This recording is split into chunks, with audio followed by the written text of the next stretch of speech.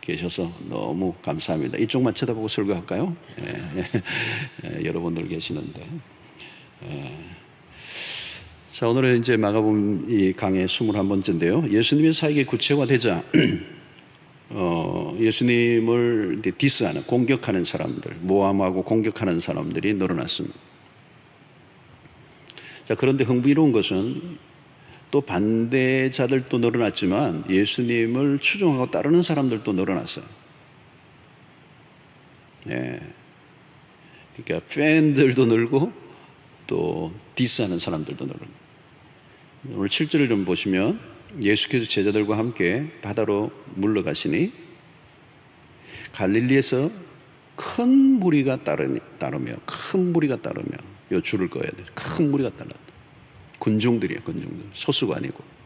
8절도 보십시오. 유대와 예루살렘과 이두메와 요단강 건너편과 또 두로와 시돈 근처에서 많은 무리가 그가 하신 큰 일을 듣고 나온지라. 많은 무리가 나왔습니다.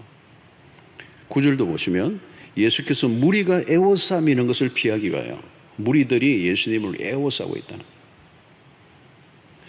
10절도 보면 이는 많은 사람을 고치셨으므로 병으로 고생하는 자들이 예수를 만지고자 하여 어떻게 해요? 몰려왔다.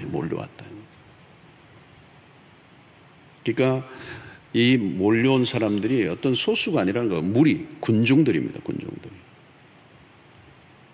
자, 이 몰려온 사람들의 지역을 언급하고 있어요. 지명이 나오는데요. 7, 8절에 지명이 나옵니다. 갈릴리, 유대, 예루살렘, 이두메, 요단강 건너편, 두로, 시돈.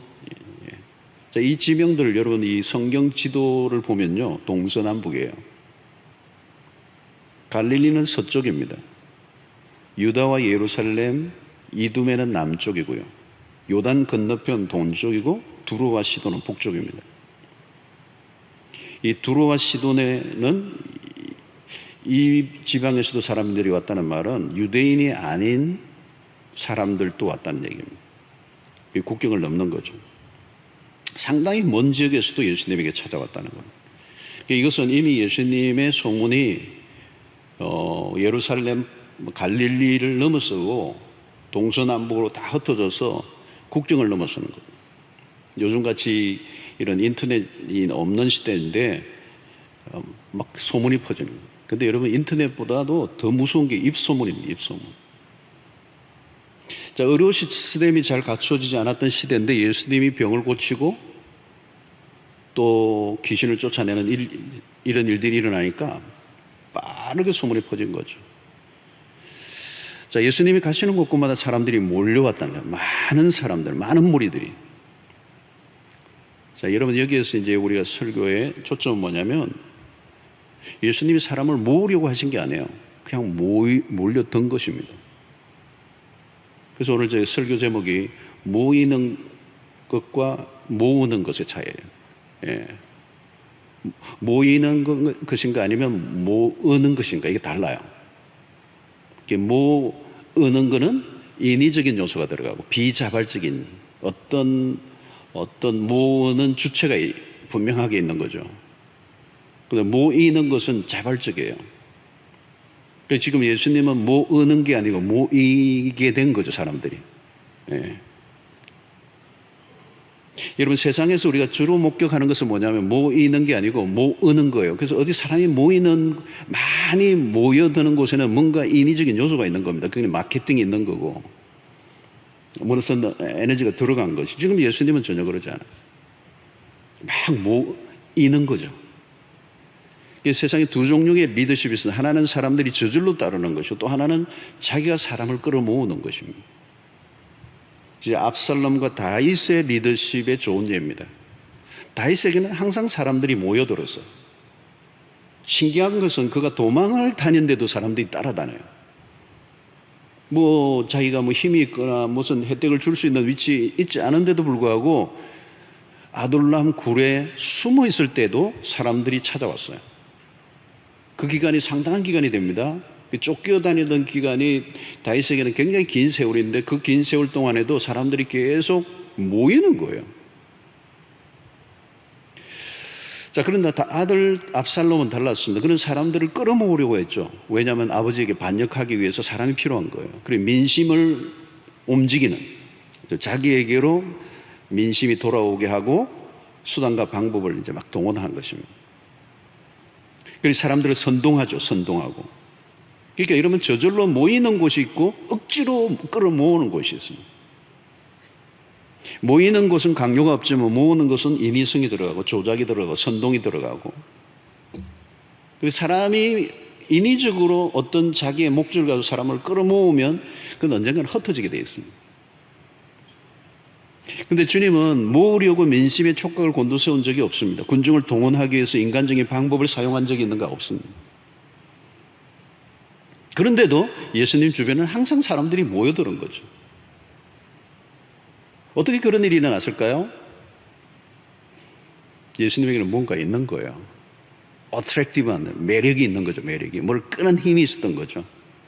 예수님, 우리는 카리스마다라는 그런 표현들도 쓰죠. 예수님은 가르치시는 때도 권위가 있었다는, 그 시대의 서기관들과 달랐다는 거죠. 권위가 있었다는. 그 권위라는 게 뭐예요? 어떤 힘이죠. 힘. 그리고 귀신을 쫓아내고 병을 고치시는 그 권능, 그 권위와 권능을 가지고 계셨음에도 불구하고 이 밸런스를 지키면서 한없이 겸손하십니다. 이 주님에게로 사람들이 몰린 것입니다. 이 끌린 거죠. 사실은 이게 진짜예요. 지금도 계속 그 일이 일어나죠. 오늘도 세계 곳곳에 2000년의 역사 속에 주님은 스스로 누구도 인위적으로 당신의 편을 만들기 위해서 노력해 본 적이 없음에도 불구하고 수없는 사람들은 지금도 2000년 역사 속에 그리스도를 따르는 사람들이 늘어나고 있죠. 그 앞에, 그 이름 앞에 무릎을 꿇고 그분 앞에 한없이 그 매력에 빠져드는, 이 끌리는 일들이 일어나는 거죠. 여러분, 사람들이 이 예수님에게로 이렇게 모여올 때 주님은 어떤 태도를 보이셨습니까? 흥미로운 건 7절 보십시오. 예수님이 제자들과 함께 바다로 어떻게 해요? 물러가시니. 9절에도 보면 예수께서 무리가 애워싸 미는 것을 어떻게 해요? 피하기 위하여 작은 배를 대기하도록 제자들에게 명하셨다. 주님은 사람들이 몰려올 때 물러나셨다는 거예요. 왜 물러나셨을까요? 몰려오는 군중들의 마음을 사실 모으면 힘을 만들 수가 있죠. 사실 인간적으로 보면 예수님을 박해하고 있는 반대하는 세력들에게 뭔가 저항을 하고 뭔가 겁을 주려고 하면 사람들이 모여 있으면 위협이 될 수 있죠. 그런데 주님은 전혀 다른 길을 선택하셨어요. 오히려 주님이 피하신다는 거죠. 이 몰려온 군중들이 무엇을 원하는지 주님은 알고 계셨기 때문에 그렇습니다. 10절과 11절 보십시오. 이는 많은 사람을 고치셨으므로 병으로 고생하는 자들이 예수를 만지고자 하여 몰려왔습니다. 더러운 귀신들도 어느 때든지 예수를 보면 그 앞에 엎드려 부르짖어 이르되 당신은 하나님의 아들이라 하니, 이게 자신들의 병이 낫기 위하여 귀신 들린 자들이 나음을 얻기 위하여 주님에게 나오셨어요. 오병이의 사건에서도 이 군중들의 모습을 요한이 이렇게 표현해요. 요한복음 6장 26절에 보면 예수께서 대답하여 이르시되 내가 진실로 너희에게 이르노니 너희가 나를 찾는 것은 표적을 본 까닭이 아니요 떡을 먹고 배부른 까닭이로다. 왜 예수님을 찾아왔는가? 중요한 질문이죠. 왜 예수님에게 왔는가? 왜 이 질문이 필요해요? 왜 질문? 이 왜라는 이 질문이 언제나 필요해요, 여러분. 요즘 no how가 아니고 no why. 이 왜를 알아야 돼요. 왜를 알면 how는 금방 답이 나오거든요. 왜 예수를 믿느냐는 거죠. 왜 예수님께로 왔느냐는 거예요. 왜 교회를 다니느냐는 거예요. 이게 오늘 굉장히 중요한 이 주제입니다. 목적이 뭐냐는 거예요. 이유가 뭐냐, 동기가 뭐냐. 주님에게로 몰려든 군중들은 자신의 개인적 필요를 가지고 왔습니다. 예수를 따르기 위해서 온 게 아니고 예수에게 관심 있는 게 아니고 그들이 원하는 것은 기적이에요. 사실 문제를 가지고 찾아온 사람들은 삶이 참 절박하죠. 절박한 문제를 가지고 온 것은 사실이에요. 오늘 읽은 행동을 보십시오. 10절에 이는 많은 사람을 고치셨으므로 병으로 고생하는 자들이 예수를 만지고자 하여 몰려왔다. 그 예수님을 만지기만 해도 병이 나을 것 같은 간절함이 있었던 거죠. 그러니까 그것은 그들의 삶이 얼마나 절박한가를 보여줍니다. 그리고 주님은 그들의 필요를 무시하지 아니하시고 고쳐주시는 분이에요. 그런데 지금 이 순간은 피하신 이유가 뭡니까? 병치유와 귀신을 쫓는 일이 주님의 핵심 사역은 아니라는 거예요. 주님이 오신 목적은 영혼 구원. 하나님의 나라를 완성해가는 그 일을 위하여 오셨단 말이죠. 만약 주님이 군중들이 모여드는 것을 즐기셨다면 물러가지 않았을 거예요. 그러나 주님은 군중들의 그 요구와 압력에 떠밀리지 않았어요. 언제나 사람들이 모여올 때 여러분 그 모이는 것에만 도취되면 위험한 것입니다. 여러분 숫자가 많아지면요 항상 위험 수위도 동시에 올라가요. 세상을 보십시오. 술을 늘리고 추종자를 모으고 그런 일에 주력을 해요. 사람들은 세상을 보면 누가 나를 더 많이 따르느냐에 집중합니다. 수의 싸움이에요. 수의 싸움. 누가 사람들이 이목을 더 많이 집중시키느냐. 숫자는 힘이고 돈이고 인기고. 세상의 리더들은 다 수의 힘을 이용하려고 합니다. 자신들의 목적을 이루기 위해서 군중의 힘이 필요한 것이죠. 그래서 사람들을 모으려는 그 야망, 그죠? 근데 중요한 것은 그 동기와 목적이에요. 겉으로는 멋진 얘기를 막 하지만 속마음은 감춰져 있는 거 아무도 모르는 거예요, 여러분. 마귀도 그렇잖아요. 광명한 천사로 위장합니다. 광명한 천사로 위장했다는 말은 뭐냐면 분별이 어렵다는 거예요. 진짜인지 가짜인지 구별이 안 돼요. 여러분 누구나 그렇습니다. 처음에는 순수하죠. 그러나 시간이 흐르면서 다 불순해지는, 오염되고 왜곡되는 거. 왜? 우리 인간 안에 있는 이 욕망의 덩어리를, 이 죄성이, 겉으로는 멋진 말을 막 쏟아내지만 그 안에 있는 이 죄성이 끊임없이 작동하고 있는 인간이 그 죄성 앞에 굴복을 하는 거예요. 여러분 심지어 예수님에게마저도 마귀가 어떻게 공격을 했습니까? 예수님이 성전 높은 곳에 올라가서 뛰어내리라고. 마귀가 두 번째 시험이 그거 아닙니까? 높은 선전에 올라가서 거기서 뛰어내리라는 거예요. 그 말은 뭐냐면 센세이션을 일으키라는 거예요. 그러면 수많은 사람들이 너를 환호할 거라는 영웅주의, 인기주의를 부추긴 거. 너가 멋진 것을 사람에게 한번 보여라는 거. 뭐예요? 쇼잉을 하는 거.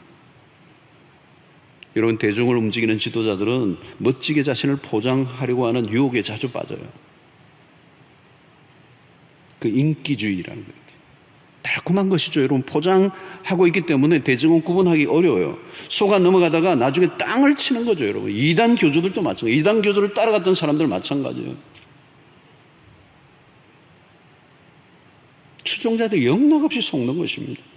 한번 속으면 빠져나오기 힘들죠. 왜? 쇠뇌가 되어 있는 거예요. 판단 능력이 전혀 없어요. 리더들이 대중의 지지와 환호에 취하면 그 리더 자신들도 자신에 대해서 착각을 하는 겁니다. 더 멋지고 강한 자로 인정받기를 원하는, 소위 말하면 이것을 우리는 메시아 신드롬이라고 해요. 내가 이 일을 하지 않으면 안 된다고 자처하고 자랑하는 거예요. 그러니까 자기 자신도 착각할 뿐만 아니라 그를 따르는 추종하는 자들도 그렇게 믿어요.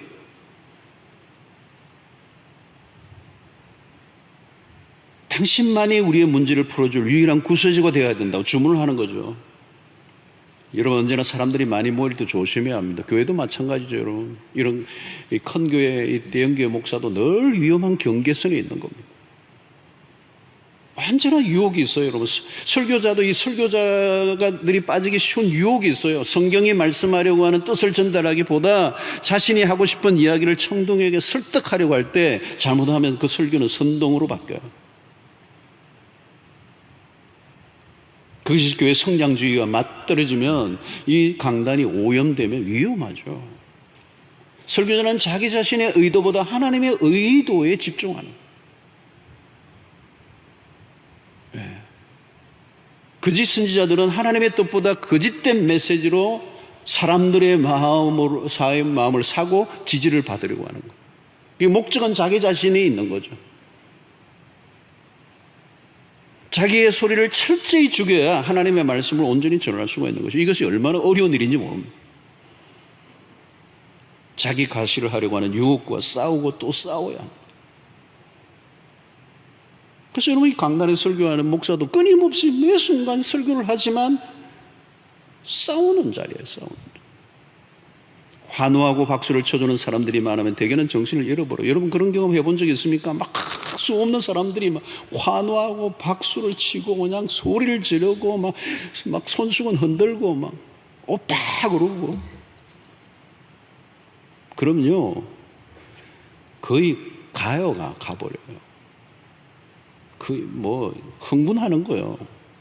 그 순간 착각하는 겁니다. 교만해지고요, 오버하기 쉽고요, 헛소리 막 하고요. 지지자들의 환호는요, 마약과 같아요. 못 끊어요. 그 지지와 박수와 환호는 인간의 은밀한 욕망을 건드리는 거거든요. 인간의 욕망은 끝이 없어요. 더 많은 사람을 끌어모으고 더 많은 사람으로부터 환호를 받고 싶어. 그래서 더 자극적인 단어를 사용하고 대중의 마음을 얻으려고 하고. 여러분, 대중의 눈길을 사로잡는다는 것은 매력적인 거예요. 요즘 여러분 인스타그램이라든가 인터넷을 통하여 페이스북 이런 걸 하는데, 또 유튜브나 조회수를 높이고 막 사람들이 얼마나 나의 것을 봐줄 것인가. 요즘은 1인 개인 방송도 하면서 수 없는 사람이 조회수를 올리면서 자기가 인기를 얻고 그것이 돈이 되고, 마케팅을 하고 더 많은 사람들의 마음을 사로잡으려고 하고 팬을 만들고, 그게 심해지면 팬덤이 되고, 대중은 막 그냥 끌려다니는 거예요. 대중이 자신을 따르도록 이미 마케팅을 한 거예요. 미디어를 동원하고 각종 기법을 사용하고 조작이 들어가고 과장을 하고 부풀리고,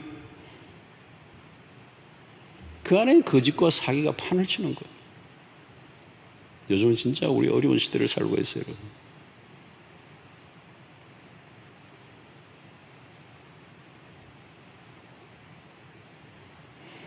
여러분, 많은 사람을 모으고 동원되고 추종하고 그게 곧 힘이잖아요. 결국 그 힘의 정점에 누가 있습니까? 자기 자신이에요. 환호를 받고 지지를 받고 있으면 내가 신이 된 것 같은 느낌.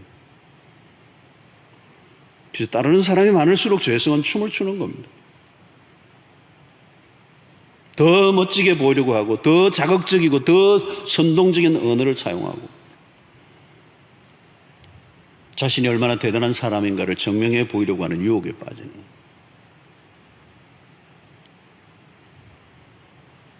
자기를 주목하게 만들려는 누를 범하는 거. 그러면 자꾸 헛소리를 하게 되는 거예요. 우리는 주님을 바라봐야 합니다. 주님은 당신을 증명해 보이려고 애를 쓰신 흔적이 없어요. 더 많은 지지를 얻으려고 혹은 인기를 붙들어 매려고 노력하신 적이 없어요. 예수 그리스도는 팬을 생각해 본 적이 없어요. 그런 것과 거리가 멀어요. 많은 지도자들이 겉으로는 근사해 보이는 일을 하지만 내면의 욕심의 정욕을 다루는 일에 실패할 때가 많아요. 그래서 대중에 노출된 사람들은 늘 조심해야 되는 거죠. 무대에 선다는 게 얼마나 두려운 일인지, 자기가 하나님이 되려고 하는 유혹과 싸워야 되는, 치열한 싸움을 해야 되는 거예요. 여러분, 세례요한은 자기의 그 사람들이 몰려들 때 그것이 얼마나 무서운 일인가를 알았어요. 그래서 그는 분명하고 단호했죠. 요한복음 3장 30절에 유명한 말을 하잖아요. 그는 흥하여야 하겠고 나는 쇠하여야 하리라 하니, 예수 그리스도는 흥하여야 하겠고 나는 쇠하여야 하리라. 그런 덜러리라는 걸 알았어. 자신이 덜러리라는, 자기가 신랑이 아니라는 거예요. 어느 순간 세례 요한이 감옥에 갇혀 있는데 자기를 따르던 제자들이 예수를 따른다는 소문을 감옥 안에서 듣게 될 때 일순간 마음이 흔들렸을 거예요. 인간이기 때문에. 그러나 그는 철저히 자기를 부정합니다.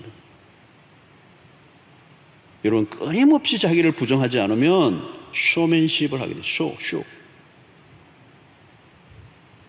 여러분, 자기 부정한다는 거 어려운 겁니다. 나를 바라보던 시선이 다른 사람에게로 향할 때 쉬운 일일까요, 여러분?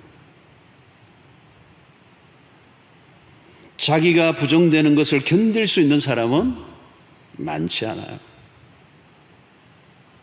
우리는 주님에게서 숨는 법을 배웁니다. 사람들이 모여들 때 숨으셨습니다. 주님은 숨는 법을 이미 터득하신 분이에요. 힘을 쓰기보다 빼는 법에 익숙하셨어요.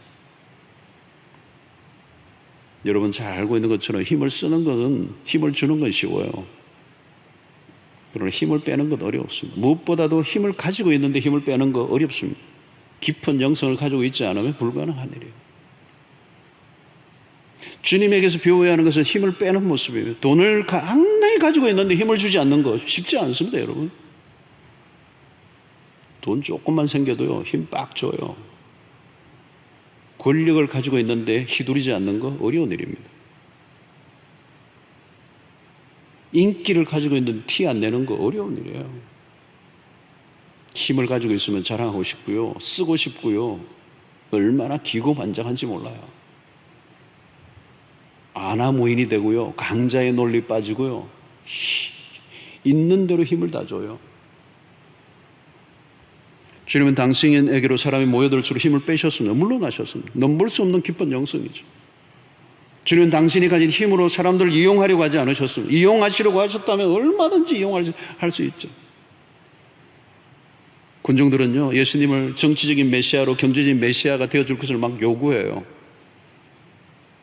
당시 시대적 상황이 너무도 힘들었기 때문에 백성들은 그리스도가 나타나자, 와, 메시아가 나타났다. 로마로부터 정치적으로 해방해 줄, 그리고 이 배고픈 이 빵의 문제를 해결해 줄 경제적인 메시아로 그리스도를 보았던 거죠. 그래서 요한복음 6장 15절에 뭐라고 얘기하면, 그러므로 예수께서 그들이 와서 자기를 억지로 붙들어 임금으로 삼으려는 줄 아시고 다시 혼자 산으로 떠나가십니다. 주님이 군중을 피하신 이유는 분명해요. 군중들의 내면의 동기를 들여다보고 계셨기 때문에. 잘못된 목적을 가지고 주님을 따르는 것은 매우 위험하다는 걸 주님이 아셨어요. 잘못된 동기를 가지고 따르는 사람들, 지금은 따르지만 어떻게 변할지 몰라요. 그들의 이기적인 목적이 달라지면 예수를 언제든지 죽일 수도 있는 사람들이에요. 지금은 필요에 의해서 예수를 따르지만 그 필요가 채워지지 않으면 예수를 버릴 수도 있는 사람들.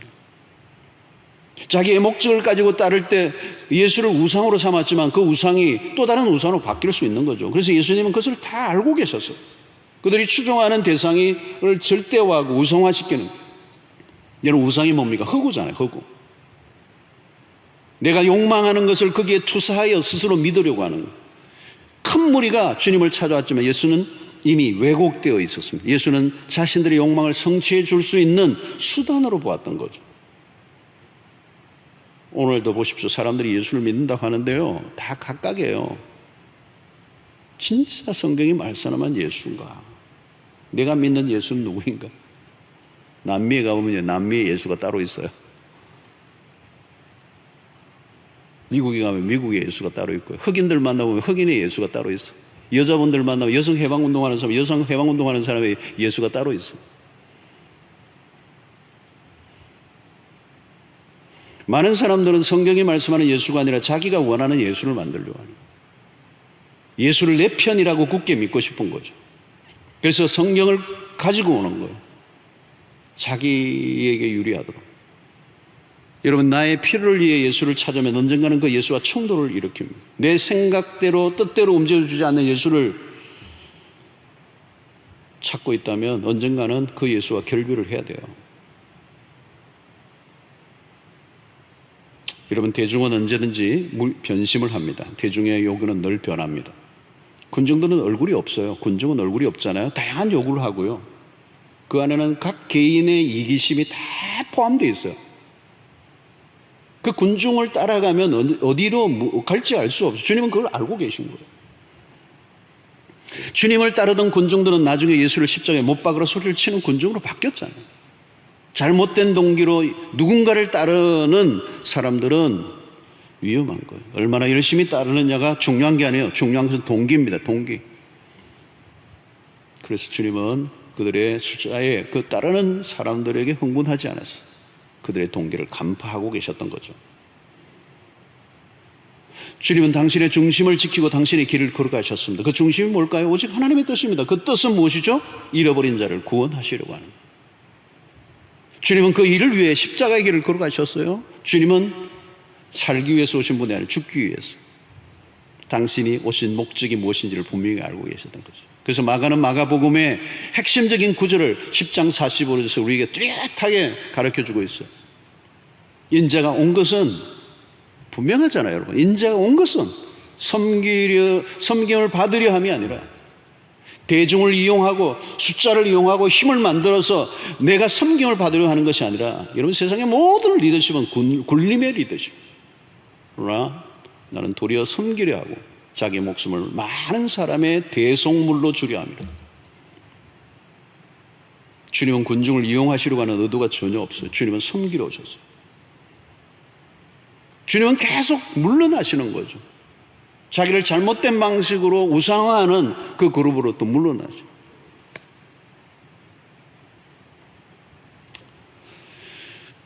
여러분, 우리는 언제나 그리스도를 바라보아야 합니다. 그리스도는 우리의 최고의 모델이십니다. 그리스도를 따라가면 실패가 없어요. 우리는 그리스도보다 더 탁월한 모델은 우리는 발견한 적이 없어요. 오늘 리더의 자리에 있다면, 누군가 사람들을 이끌고 있다면 사람들을 모으려고 하지 말고 내가 그리스도를 온전히 따르는 자로 살아가면 되는 거죠. 사람은 인간적 힘을 동원하여 모으려고 하면 위험해져요. 내가 모을 수도 없지만 모였다 해도 오래가지 않아요. 허망한 일로 끝나고 마는 것입니다. 가끔 우리가 목회자들이 한국교회 안에 들어와 있던 성장주의의 목회관이 굉장히 위험해요. 목회자의 마음이 이 성장주의에 사로잡혀 있으면 마음이 쫓기게 돼 있어요.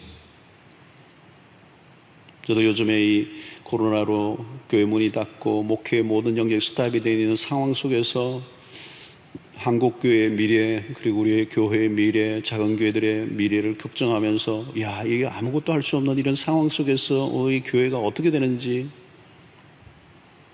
어떤 때는 마음이 막 조급해지고요, 자칫하면 우울해지기도 하고요. 여러분, 목회자의 마음이 수의 논리에 빠지면 기술이 들어가요. 기술이, 테크닉이 들어가요. 경영이 들어가요. 목회자가 대단한 능력이 있는 것처럼 자기의 능력을 과시하려고 하는, 주변의 시선의 압력에 시달려 교회를 더 크게 키우려고 하는 욕망을 잠재우지 않으면 설교에서도 변질이 일어나요. 교회를 성장시키려고 하면 인간적인 방법과 수단을 동원하려는 유혹을 이겨내야 합니다. 사람들의 마음을 내 힘으로 움직이려고 하는, 선동하려고 하는, 그렇게 하면 본질적인 것보다 일시적인 것들로 교인들을 만족시키는 일에 급급하게 되고, 하나님이 모이게 하시는 게 아니라 내가 모으려고 하는 그런 본질을 놓쳐버리는 것이죠. 목회자는 겸손하게 말씀으로만 전하는 일에 집중해야 합니다. 중요한 것은 목사가 할 일은 성도들이 끊임없이 그리스도를 바라보도록 돕는 일을 하는 것이죠. 그 결과는 하나님의 손에 맡기는 것이죠.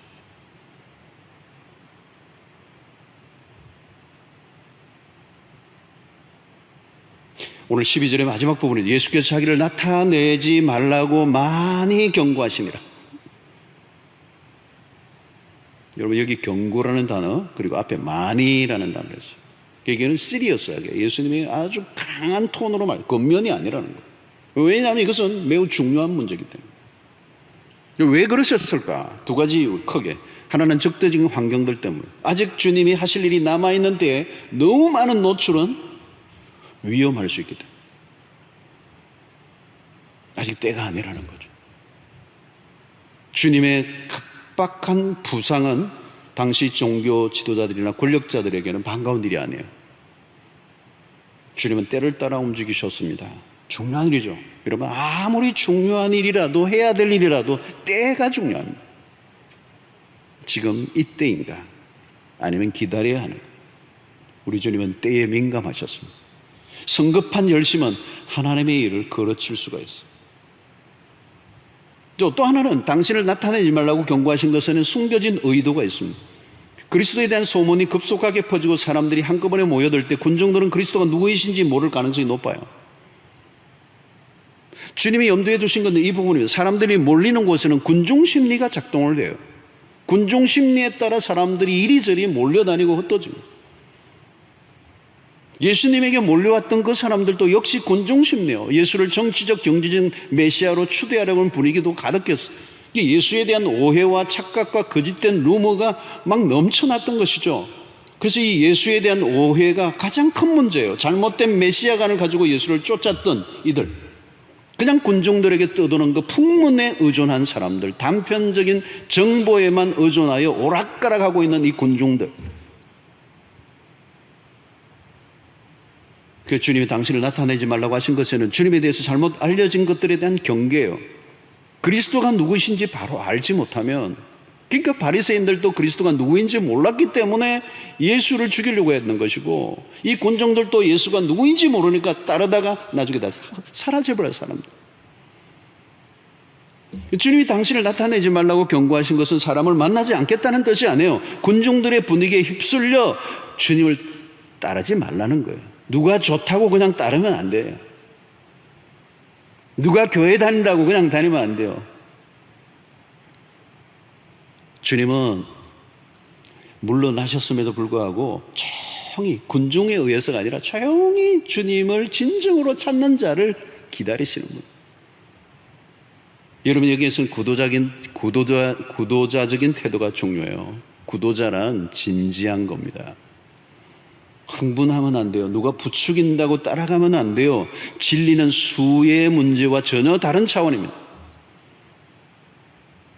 그러므로 여러분, 우리가 전도를 해도 너무 성급하게 교회를 데리고 오는 것보다 더 중요한 것은 그리스도가 누구인지를 먼저 알려주는 일이 중요해요. 내가 그리스도가 누구인지 정확하게 알지 못하니까 교회로 먼저 인도하는 일들이 있지만, 교회를 인도하기 이전에 그리스도를 발견하지 못하면, 교회에 데리고 오긴 했지만 그리스도를 알기 전에 교회라고 하는 시스템과 조직 안에 들어와서 활동하다가 사람들로 인하여 실망하고 교회를 떠나 아예 그리스도를 만날 기회를 놓친 사람들이 얼마나 많은지 몰라요. 요즘 더욱더 그렇습니다. 요한복음 3장에 나오는 니고데모는 젊은 유대 관원으로 지도자였습니다. 밤중에 조용히 예수를 찾아서, 그는 진리에 목마른 자였어요. 정직한 사람이죠. 그런 사람들이 지금도 있어요, 여러분. 주님을 만나는 일은 1대1의 대면입니다. 요즘 대면, 비대면 말을 많이 하는데 하나님과 비대면 교인들이 많아요. 주님과의 관계는 은밀한 사건을 통하여 1대1로 퍼스널하게 1대1로 인격적으로 일어납니다. 무리들 안에 속해 있다고 내가 신자인가? 그러지 않을 수 있습니다. 종교 안에 기독교라고 쓰고 기독교에 관련된 것에 있다고 할지라도 그리스도인이 아닐 수 있습니다. 신적인 만남이 필요한 거죠. 구도자적인 태도가 먼저 있어야 합니다. 하나님에 대한 진지한 질문을 가지고 나와요. 영적 갈망을 가지고 주님을 찾아야 합니다. 주님을 1대1로 찾아오는 사람을 만나 주십니다. 그룹으로 만나지 않으세요. 그룹 안에 있을지라도 1대1의 대면이 있어야 하는 겁니다. 누가 말한 예수가 아니라 내가 만난 예수여야 한다는 거죠. 주님은 군중을 접수하지 않아요. 개인을 받으세요. 주님은 군중을 원하시지 않으셨습니다. 숫자에 들뜬 적이 없습니다. 주님은 진실로 당신을 간절히 찾는 한 영혼에 관심이 많으세요. 그래서 언제나 하나님과의 만남은 1대1의 대면이어야 합니다. 수의 논리 빠지잖아요. 오늘날 더 그렇습니다. 좀 더 진지한 접근이 필요해요.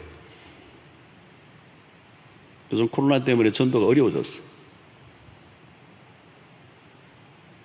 교회로 사람들을 데리고 오는 건 쉽지 않습니다, 여러분. 코로나로 인한 상황이 어려워지지만, 예민해진 시대지만, 그렇다고 세상이 복음이 필요하지 않게 된 것인가요? 아니죠. 요즘 보니까요, 사람들이 다 공허해 있어요. 공허해. 막 삶이 공허해. 다 스탑. 멈췄어요. 뭐 어떤 것도 계획하기 어려워졌어요. 삶의 질이 현저하게 떨어졌어요. 그리고 인간의 한계를 처절하게 인식하며 살게 돼요. 여러분, 이런 때에 사람들에게는 어떤 때보다도 영적인 갈망이 있어요. 사람들이 필요한 것은 이런 빵의 문제가 아닙니다. 사람들은 진리가 필요한 것이죠. 세상에 필요한 것은 복음입니다. 복음이 뭐예요, 여러분? 예수 그리스도입니다.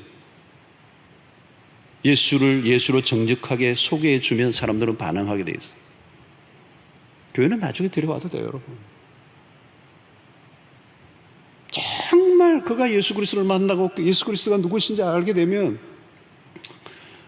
그 다음은 자연스럽게 그리스도가 그를 이끌어 주실 거예요. 그리스도는 아름다운 분이시거든요. 그리스도보다 더 매력적인 분은 없어요. 그리스도보다 더 탁월하신 분은 없어요. 그리스도는 길이요 진리요 생명이신 유일하신 분이시거든요. 혹시 여러분들이 길을 잃으신 분이 계십니까? 삶이 혼란에 빠져 있습니까? 위기를 맞고 있습니까? 요즘 교회를 다니지만 교회 안에 적응하지 못하는 사람도 많아요. 교회를 다니는 것을 힘들어하는 사람들이 늘어나고 있어요. 여러 가지 요인이 있겠지만 그 중에 하나는 그리스도를 놓쳤기 때문에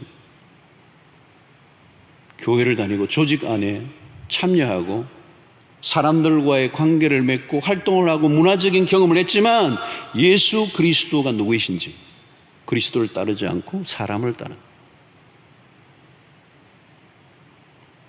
우리는 무엇을 해야 하는 것 이전에 그리스도가 누구이신지를 먼저 확인해요. 그리스도를 따라가는, 그리스도를 따르기만 하면 실패가 없습니다. 여러분 누구를 따르고 있습니까? 왜 교회를 다니십니까? 무엇 때문에? 왜 예수를 믿게 되었습니까?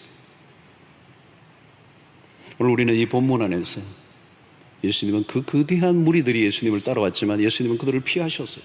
물러나셨어요.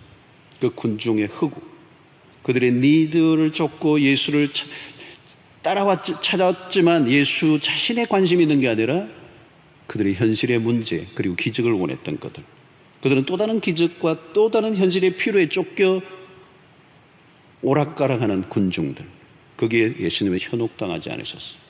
오히려 물러나시고 조용히 그 주님을 참으로 찾는 자들을 기다리시는 중. 오늘 우리는 그 질문을 하는 거죠. 나는 예수를 따르는 사람인가? 아니면 군중의 한 사람인가?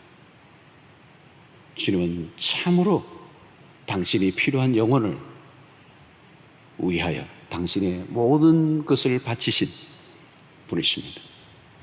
오늘도 우리의 신앙생활 속에서 우리의 관심과 초점은 오직 예수 그리스도가 되어야 할 줄로 믿습니다. 그분을 따라가십시오.